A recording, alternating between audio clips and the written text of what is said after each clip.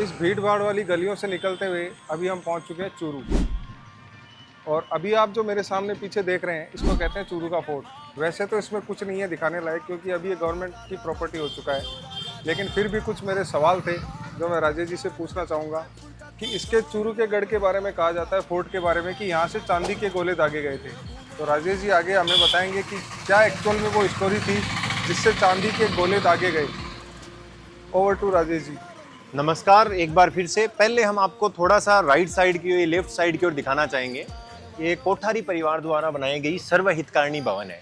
तो 19वीं शताब्दी में बनी हुई बिल्डिंग है। बहुत ही सुंदर इस पे काम किया गया है। आप देखेंगे ऊपर की ओर सुंदर छोटे छोटे झरोके, और ऊपर जैसे क्लॉक टावर के जैसे दिखता है वैसा व्यू बनाया गया है। वर्तमान में इसमें हितकारणी भवन लिखा हुआ है और नीचे दुकानें हैं। और ये पूरा परिसर किसी जमाने में इसी चूरूगढ़ का हिस्सा था। अच्छा, लेकिन वर्तमान में ये चूरू क्या पंचपाना में ही आता था? नहीं, चूरू उस शेखावाटी जोन से थोड़ा सा इसको अलग ही रखना पड़ेगा हमें। कहते हैं चूरू और बीकानेर रियासत में चूरू बीकानेर रियासत का एक बड़ा हिस्सा था। हाँ। जैसा कि इतिहासकार बताते हैं, बीकानेर को कांदलों ने बसाया था। हाँ। तो उनके बसाने के बाद उनके में एक ब्रदर्स के अलावा इस चूरू की स्थापना के बारे में मतभेद है, मैं आपको बताऊंगा। उससे पहले आपको दिखा दूं कि ये चूरूगढ़ का दरवाजा है जो आज आपको जीर्ण शीर्ण अवस्था में मिलेगा, और एक साइड का दरवाजा है भी नहीं। और ऊपर की ओर आप देखेंगे तो बहुत ही सुंदर इसके स्पाइक बने हुए हैं जो कि मोस्टली हाथी के लिए होते थे कि हाथी दरवाजे को ना दौड़ पाए। और मैं इनको बोलूंगा कि एक बार फिर सर्वहितकारणी भवन को यहाँ से एक सुंदर व्यू दिखाने की ये कोशिश करें। उसकी बालकनी, उसकी आर्ट्स और उस पे जो काम किया गया है, एक तो देखिए पेंटिंग होती है और दूसरा ये काम किया गया है, इसको दिखाने का वो प्रयास करें। ये स्टोन कार्विंग की तरह इसको, ये जैसलमेर स्टाइल ऑफ कार्विंग होती है। बेसिकली ये स्टोन नहीं है, ये इसके ऊपर ही काम किया हुआ है। तो उसके बाद हम आगे की ओर चलेंगे और इस चूरू के गढ़ की जो बात है उसमें आगे की ओर हम चलेंगे। तो हमें सबसे पहले इस बात को देखते हैं कि चूरू है वो करीब, तो वर्तमान में इस परिसर के अंदर, गढ़ की चार दीवारी के अंदर, पुलिस थाना, एक और हॉस्पिटल और काफी चीजें बन गई हैं क्योंकि ये सरकारी प्रॉपर्टी में चला गया। तो जैसा कि हम कंटिन्यू बात कर रहे थे, चूरू की स्थापना के बारे में दो वेद हैं, दो इतिहासकार हैं। एक बोला जाता है कि चूरू को राजा मालदेव ने बसाया था, जो राठौड़ थे क्या? हाँ, जो कि मैंने बताया था कि गांगू के पास से थे। और दूसरा है, वो व्यूज आता है कि भाई चूरू को चूहड़ नाम के जाट ने बसाया था। तो हम इन मतभेदों में हम नहीं जाएंगे और हम बात करेंगे दोनों की। तो जैसा कि मैंने बताया था, मालदेव थे, उनके पिता की डेथ होने के बाद बलक बखारा या पलक बखारा, मैं इस वर्ड में भी आपको संदेह बता रहा हूँ, वहां का वो था किंग, उसका नाम इब्राहिम बताते हैं इतिहासकार कुछ। वो वहां से आके और इस एरिया में रहता, इस एरिया में आया। उस एरिया में आने से पहले क्या हुआ था कि हमेशा उसकी एक दासी उसके बेड को सजाती थी। अच्छा। जचाती थी। तो एक दिन क्या हुआ, वो दासी गलती से उस बेड को जचाने के लिए उस पे बैठ गई कि भाई ये बेड में देखूंगी अच्छे से जचा। और ये बात उसने, पलक बखारा का जो था राजकुमार, उसने देख ली, उसने उसके कोड़े मारे। जितने उसने कोड़े मारे उतनी बार वो हंसी। तब अच्छा। उसने बोला था कि भाई मैं तेरे कोड़े मार रहा हूँ और तू मेरे पे हंस रही है। तो उन्होंने बताया था कि आपकी इस बेड पे मैं तो एक बार बैठी हूँ तो आपने मेरे को इतने कोड़े मारे, आप तो डेली इस पे बैठते हो, भगवान या अल्लाह आपको कितने सजा दे रहे। तो उस बात से वो जो था इब्राहिम, वो थोड़ा सा ऐसे हो गया कि नहीं भाई ये कुछ नहीं है, तो वो थोड़ा भक्ति की ओर आ गया, विरक्ति हो गई संसार से उसको। तो उसके बारे में बताया जाता है कि फिर वो उधर से चल के और इस एरिया में आया था। और इस एरिया में आया था, तो इस एरिया में आके वो जो मैं बता रहा हूँ मालदेव जी थे, उनके पास, घर के पास ही वो कहीं रहता था। तो मालदेव जी की माता जी उनको खाना भेजती थी और उसका एक सिद्धांत था कि वो किसी के मांगने नहीं जाता था। अच्छा। वो जैसे हमारे शेखावाटी में नाथ संप्रदाय के काफी लोग हैं, तो ये हमारे जैसे लक्ष्मणगढ़ में है, फतेहपुर में है, रुकणसर में मठ है, एक टाई में मठ है, तो चूरू में भी एक बड़ा मठ है जो नाथ गोरखनाथ के पंथी लोग वहां पे आके नाथ बनते थे। तो वो वहां पे आ गया था और वहां पे जब उसने ये काम किया तो वो डेली उसके लिए भोजन भेजती थी। तो मालदेव की एक वो बात थी कि वो भले ही दिन रात आंधी में हो जाए, वो उसके लिए लेके ही भोजन जाता था। तो एक दिन मौसम खराब होने के बाद जब मालदेव उससे लेके गया भोजन, तो उसने कहा कि देखो बारिश आंधी आ गई और आप नहीं रुके। और उसने ये देखा कि उनका दूल्हा वो कंटिन्यू जल रहा था। तो दोनों एक दूसरे की ओर देख रहे थे कि भाई ये धुआं भी जल रहा है, और वो ये देख रहे थे कि ये बच्चा है जो 10-12 साल का, और ये इसी मौसम में मेरे लिए खाना लेके आए। तब उन्होंने कहा था कि तुम कल आना। तो अगले दिन वो आया था, तो उसने उसको तीर कमान देके बोला था कि एक जांटी, जिसको हम खेजड़ी बोलते हैं, उस पे उसने प्रहार करने के लिए बोला था।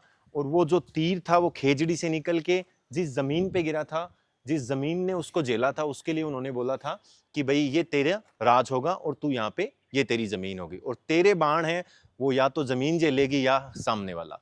तो उसके बाद उसने कहा ठीक है मैं ये सब कर लूंगा, लेकिन उसका नाम क्या रखूंगा। तो उन्होंने बताया था कि मेरे जो दासी थी, जिसने मेरे को ये बताया, मतलब भक्ति की ओर किया, उसका नाम चूरा था।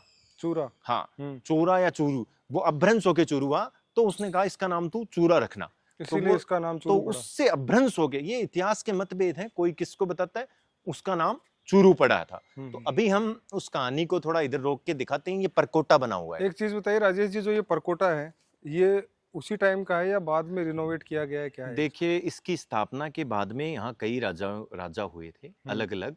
तो ये परकोटा अभी तो रिनोवेशन किया गया है, बाकी ये है पहले का। तो इसमें पहले जैसे ये बिल्डिंग है, ये थाना है। परकोटा देखिए, इस एरिया में भी एक इधर बड़ा ठिकाना है झारिया, तो उधर भी एक झारिया मोरी या गेट सा था, उसको मोरी बोलते थे। इधर रामगढ़िया दरवाजा था। तो बेसिकली ये परकोटा शायद पूरा नहीं बना होगा, बट ये परकोटे के अंदर ही शहर था। और उसके बाद जितने भी, जैसे हर में जनाना डोडी होती है, रंग महल होता है, वो सब यहीं वो थे। सब यहाँ खत्म हो चुका खत्म था, हो चुका क्योंकि था। ये 16वीं शताब्दी का है।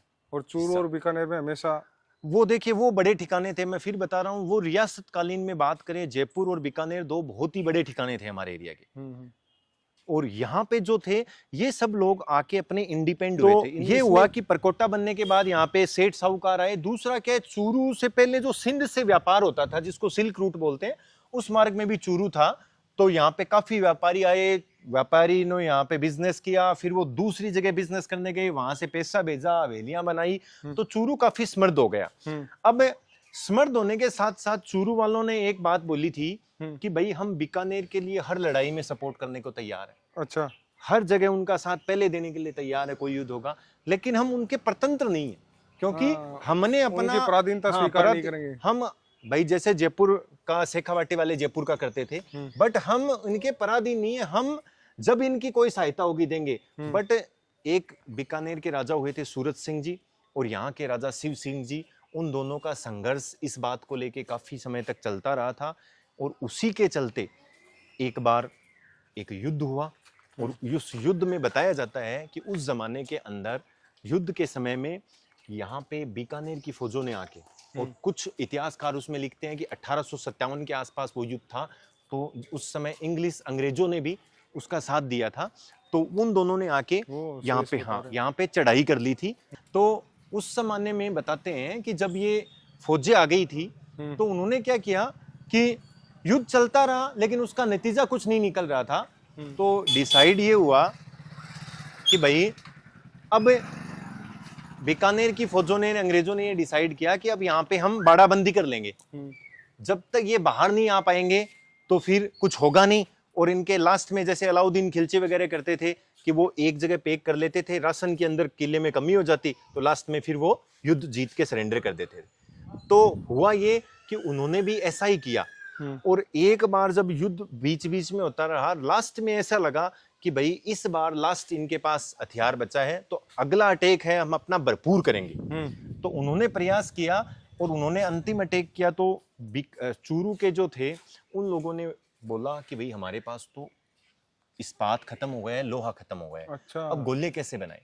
तो ये जो शिव सिंह जी थे, ये बहुत ही फेमस थे यहाँ पे, क्योंकि धार्मिक कार्यों में जनता के साथ थे, आगे आते थे। तो जनता से आह्वान करने पर पूरी चूरू की जनता अपने आभूषण, अपना सोना चांदी लेके वहां गई, और लुहारों ने और सुनारों ने मिलके उससे गोला बनाया। और उन गोलों की फायरिंग तब हुई जब बीकानेर वालों ने अंतिम अटैक ये सोच के किया था कि इनके पास कुछ भी नहीं है।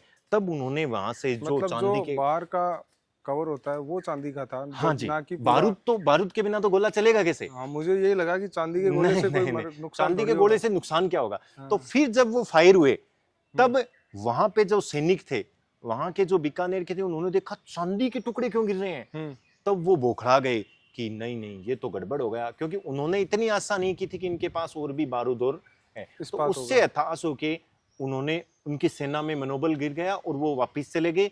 हाँ, बाद के अंदर ये भी बताया जाता है कि उन्होंने वापस चूरू पे कब्जा कर लिया था। तो ये तो काफी लंबी कहानी है। हाँ, एक बड़ी बात है कि एक नीमड़ी दौरा था, वहां से वो तोप चलाते थे। तो उस दौरे के बारे में ये बोला जाता है कि वो सबसे ऊंचाई पे था। अब उसमें भी मतभेद है, एक दो इतिहासकार कहते हैं कि उस जगह पे अब मालजी का कमरा है साफ करके, और कुछ लोग बोलते हैं कि वो जगह यहाँ पे एक बड़ी पानी की टंकी है श्याम सिनेमा के आसपास, आलोक सिनेमा के पास, वो जगह थी। तो ये मतभेद हमेशा चलते रहेंगे। गढ़ परिसर में ये एक मंदिर है। अब इसके आप स्टाइल को, स्ट्रक्चर को देख के समझ सकते हैं। ये मुझे ऐसा लग रहा है जैसे जो गंगा माई का मंदिर देखा था हाँ, अपन ने। उसी स्ट्रक्चर के मंदिर है। और ये डेफिनेटली पुराना मंदिर है, क्योंकि ये शेखावाटी स्टाइल ऑफ आप आर्चेस देखेंगे, गुंबज देखेंगे, ये सारी उसी जमाने की है। तो बहुत सुंदर मंदिर है, इसी गढ़ परिसर में है। अभी हम लोग चूरू के गढ़ परिसर में हैं, जिसके बारे में बोला जाता है यहाँ से चांदी के गोले दागे गए थे। इसी गढ़ परिसर में हम कोशिश करेंगे आपको पुराने गढ़ के थोड़े से अवशेष दिखाने की, तो साथ हमारे बने रहिए।